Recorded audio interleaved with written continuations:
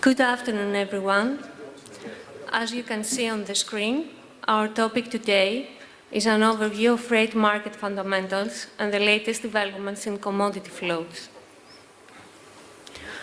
As a Signal Group market analyst, I'm here today to present to you the evolution of the freight market and some trends for the future. A brief introduction.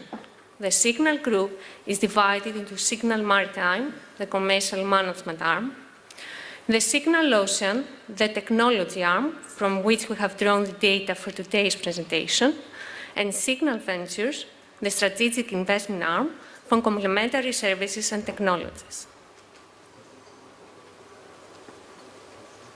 The agenda includes three main sections: freight, demand, supply. We will look at the overall picture of the freight market, considering the new partners of flows from the Ocean Pacific and the growth in demand ton miles. In the final section, we will look at dynamics of supply, like number of ballasters, port congestion, and vessel speed. So we start with the freight market. On this slide, we can see the slowing momentum in the first quarter compared to a similar period last year. The downward trend applies to all vessel size classes, with the smaller ones, Supra and Handy, showing a stronger downward trend. However, March ended with a recovery in sentiment, especially for Capesize and Panamax, where we will see demand growth in the coming slides. In contrast to the dry bulk market, the first quarter saw a surprising upswing in world-scale rates for crude oil tankers. The VLCC Arabian Gulf China route performed strongly, with world-scale rates peaking in late March. The product segment has also seen an upward trend, with world-scale rates for the MR1 Algeria Med route approaching last May's peak. We now move to the second section of this presentation, demand, and we start with dirty ton miles. On this slide, we see an overall increase in dirty ton miles for Q1 to the highest level in the last 2 years. This contrasts with the decline in growth from the Ocean Pacific experienced following the European ban on Russian crude oil imports last December, as you can see in the left chart.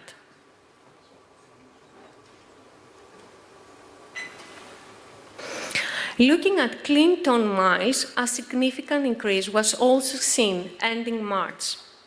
The left chart also shows a sharp slowdown in the Russian Pacific after the second enforcement of the European ban on Russian oil products in early February. What about dry ton miles? The outlook for the dry market seems promising for the second quarter of this year. March ended with a significant rebound to levels well above last year. For Cape-size vessels, as you can see in the left chart, ton miles on the Australia to China route surprisingly increased after China lifted its ban on Australia coal imports in mid-March. Now it's time to look at the Russian market and focus on oil flows.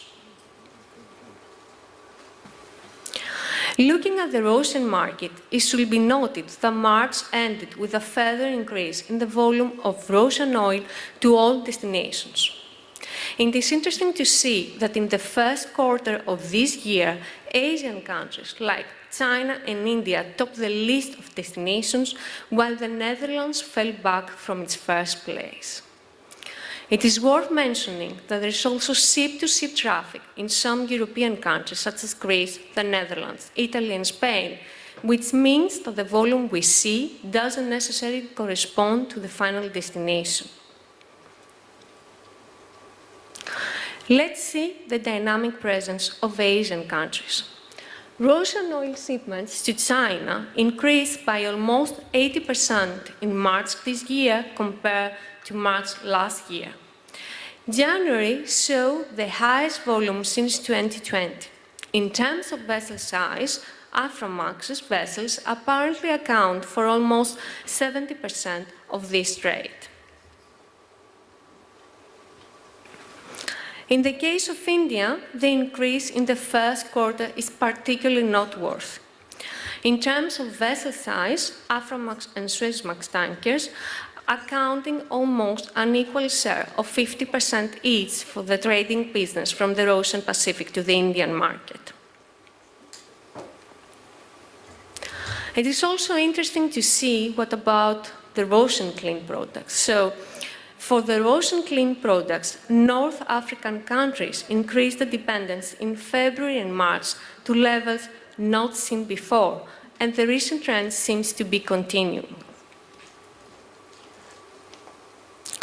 When it comes to Europe, March ended with a 45% drop in Russian oil shipments to Europe, with the Netherlands, Italy, and Spain as the main destinations. However, in the coming days, Europe will increasingly find alternatives. Europe has already begun to buy more oil from the US, as March ended with a 50% increase over March of the previous year. And there seems to be an increased tendency for Europe to buy more oil from the US to replace Russian oil. So, in the longer run, we see an increased likelihood of the US surpassing Russian oil destined for Europe.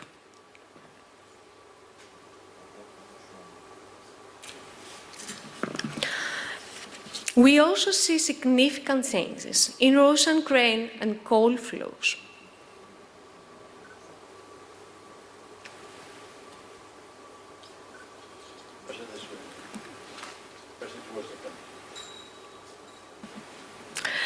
Egypt and Turkey are now buying more than in previous months, with a notable increase of more than 100% in March. The recent momentum should have a positive impact on freight revenues for smaller ship sizes, Supra and Handy, in the coming quarters. In the case of coal, the Chinese have increased their shipments from Russia, resulting in an unprecedented increase in ton miles by the end of the first quarter, as you can see in the left chart. What we are now seeing in Russian coal shipments to China, in line with the increase in ton miles, gives rise to scenarios for further increases in Capesize and Panamax rates for April and May.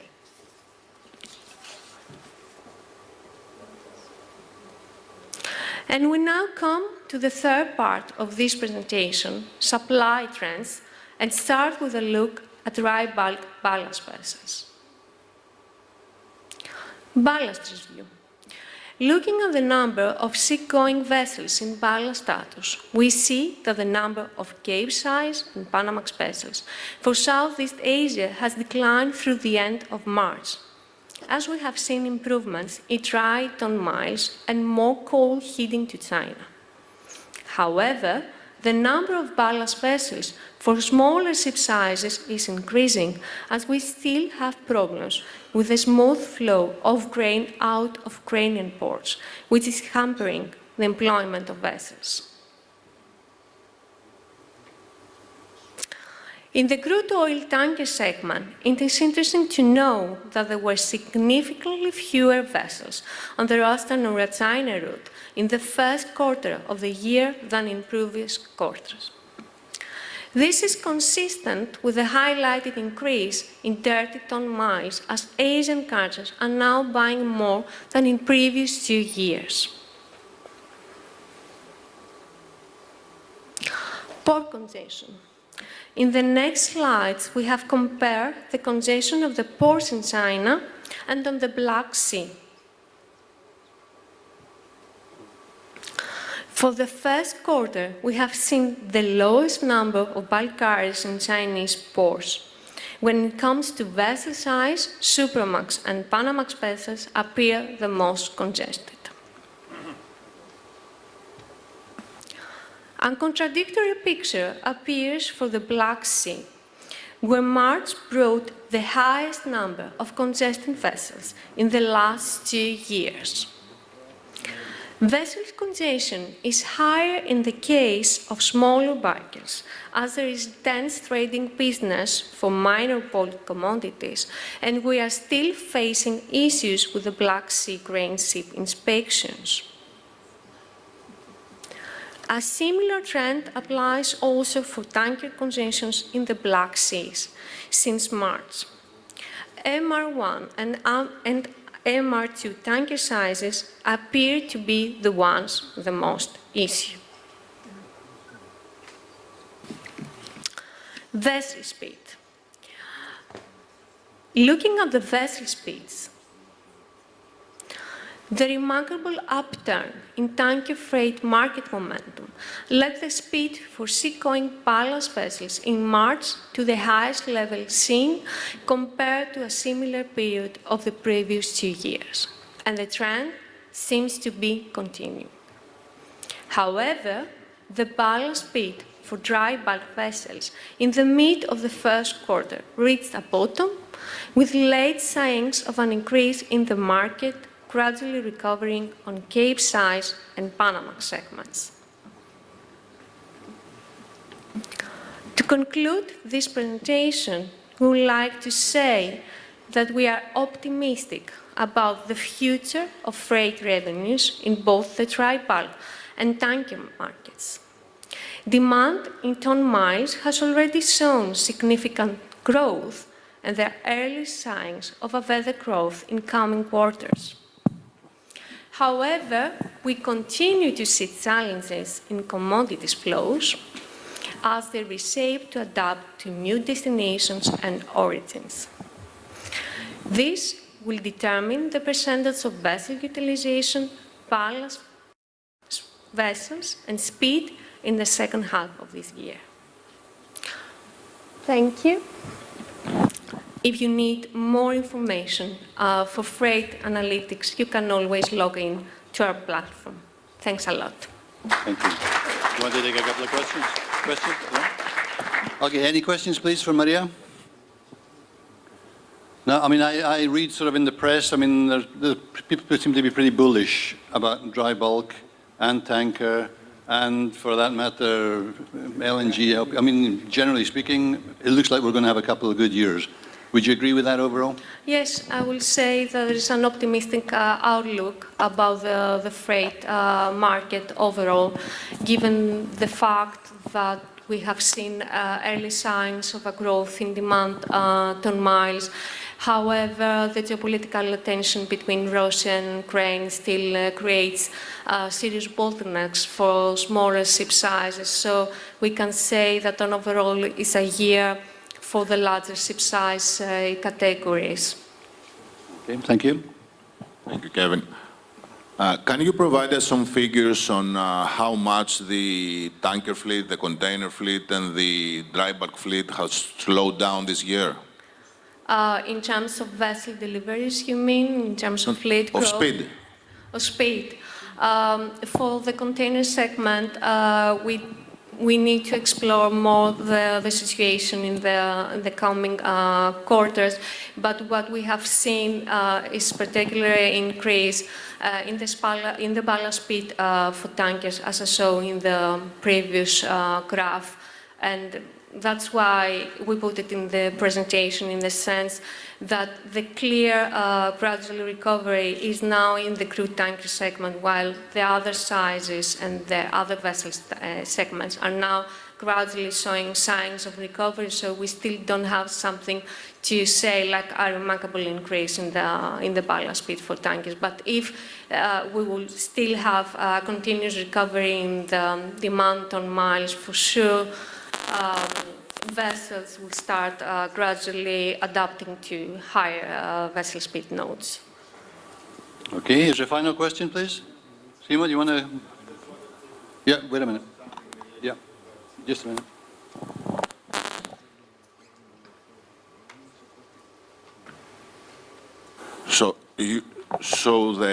What we see from our side is that there is a quite significant reduction in the speed of container ships and dry bulks in the last months. But this is not related to the markets. It's mostly related to the environmental measures and the environmental issues that the ships have. And that's why I was looking for some more accurate figures from your side.